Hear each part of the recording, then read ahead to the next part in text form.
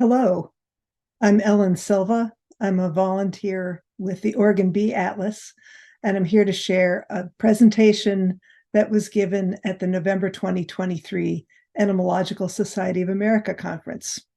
I'm grateful for the invitation to share it with you, and I'm also grateful to my fellow authors, not only for their help with this presentation, but also for what they've taught me through the Oregon State University Master Mellitologist program. I'm here as a citizen scientist for the Oregon Bee Atlas and as an apprentice master mellitologist. To clarify, when I say citizen scientist, I'm referring to a volunteer participant in a program directed by professional scientists. In this case, the program is the Oregon Bee Atlas, a statewide survey of Oregon native bees. The Oregon State University Master Mellitologist program, which is an extension program much like the Master Gardeners, trains the volunteer participants who generate the data for the atlas.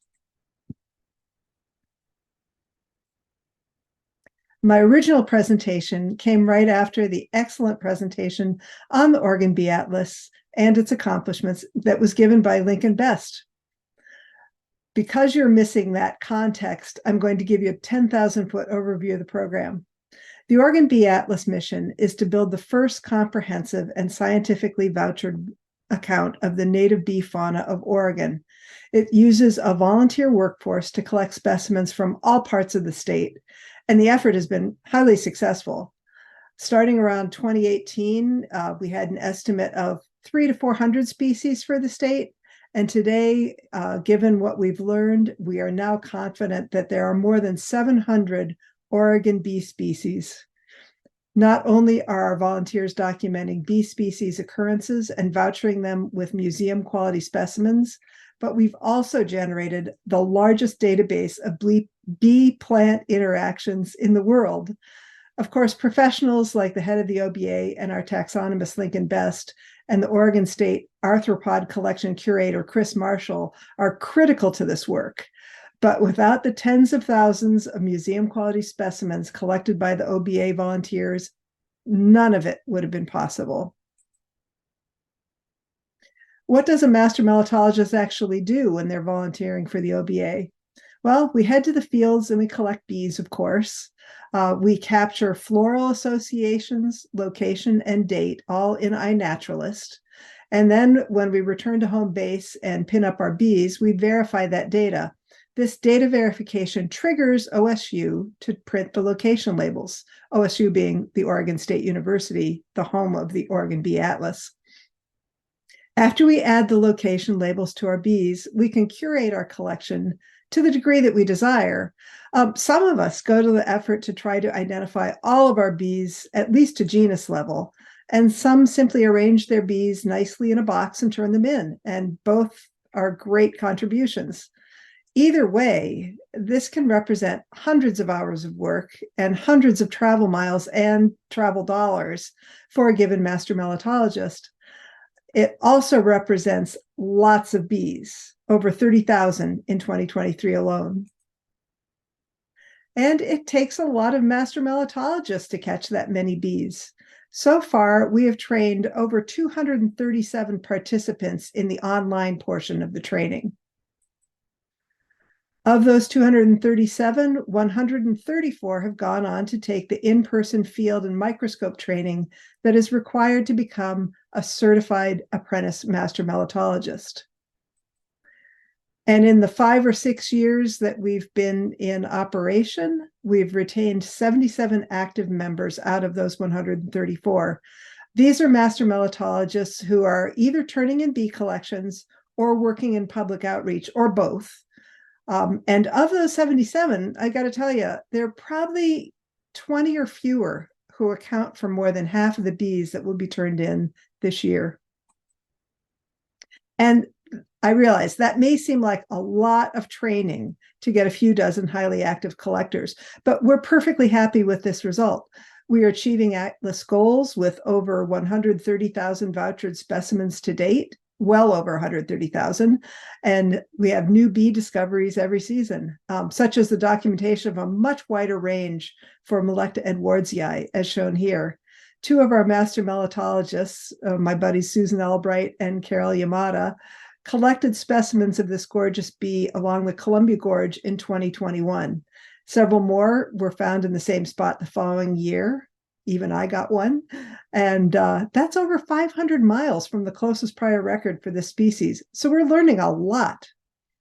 We also want to note that even those members who aren't as active collecting, well, they're still providing a ton of value. They're likely very active doing public outreach and carrying the message of native bee stewardship to the world at large. And frankly, even those who have completely left the program left it with a lot more knowledge about native bees. And that is not a bad thing. So we're happy with our results, but we did have a question. What is it about our program that allows volunteers, usually without an entomology background, to be able to successfully generate such high quality specimens and useful data? And given that our model is now helping other state survey efforts get off the ground, it did seem like a good time to dive a little deeper into what was working in our program. So to answer this question, we launched a survey of current and former members. The survey asked about motivations, self-assessment of competence, and so on. We also held Zoom focus groups with some experienced members to hear directly what was working and what wasn't to better understand their motivations and goals. And here is some of what we learned. First, it turns out that the typical volunteer looks a lot like me. Most of our volunteers have some sort of advanced education, usually in a bioscience field, but many from fields totally unrelated to science. They probably aren't working by choice, and they likely have a good income. And probably of no surprise to anyone doing this sort of volunteer work, we are likely white, straight, and 2/3 of us are female. But what motivates us? Out of a long list of possibilities that we asked about, a few themes rose to the top. Master Mellitologists want to do good in the world by supporting conservation efforts. They want to make good, serious scientific contributions, and they want to have fun outside in the process. In both the survey and the focus group, we heard over and over how much the Master Mellitologists enjoyed learning about native bees and the native world. And if a little is good, more is definitely better. Almost half of our members want to continue to the journey level of training, where there's a deep dive into natural history of solitary bees, and they will have to pass an identification test. Here you see my colleague, Mark Gorman, and myself patting ourselves on the back for just squeaking through the ID test. It is not easy. It really tests how well you can ID your bees. To do this, volunteers put in a lot of solo study time, but one-on-one coaching by instructors at in-person sessions is very helpful in developing feelings of competence. This combination of online training with in-person coaching has really worked. Most of our Master Mellitologists feel quite competent in key tasks. Now, don't strain your eyes on this slide. Just focus on the color. Yellow and green indicate feelings of good to high competence, and the unreadable text on the y-axis is a list of the various skills needed to create a useful collection of bees. These feelings of competence are consistent with the high-quality bee collections that power the data engine of the OBA. We also heard in both the survey and the focus group just how important the attitudes of the program staff are to the achievements of the Master Mellitologists. Delivering the message that this is hard work, but we believe you can do it. It not only helped people commit to skills acquisition, but it seemed to grow their commitment to the goals of the Atlas as well. And those staff attitudes play out in how Master Mellitologists are treated as true colleagues. We're included in classes along with academics and scientists from government agencies. We're encouraged to work in the lab as parataxonomists, and under Link's close watch, we're able to increase the taxonomic capacity of the Atlas. And we're well acknowledged in publications and presentations. Coming out of all this, we see our members setting higher goals for themselves than the program leadership would even think to ask. Here you see the data collection spots for just one master mellitologist. My buddy Scott Sublett had the 2023 goal to collect native bees from every county in Oregon, which he succeeded in doing. And as I record this, he's headed for the coast to collect his December bee. And I'm crossing my fingers for you, Scott. Based on everything we learned in the survey, the focus group, and in conversation with master mellitologists over the past few years, we propose several best practices for encouraging high skill levels and strong motivation in volunteer participants working on tough challenges like biodiversity surveys. First off, expect excellence and expect high capacity. Let your volunteers know what you expect them to achieve and that you believe they are capable of doing it. Always approach your volunteer team just as you would your professional team, with respect, appreciation, and acknowledgement. Be ready to provide continuing education at higher and higher levels, and then consider how you might tap the capacity of even more highly skilled volunteers in your program. Most of all, be aware that training and feedback are not a one and done kind of thing. Be sure your staff is prepared to be there throughout the journey and beyond to support volunteers with training and encouragement as they go deeper and deeper into the subject. Of course, best practices don't do much in a vacuum. There will be issues. Be prepared for them by inviting feedback.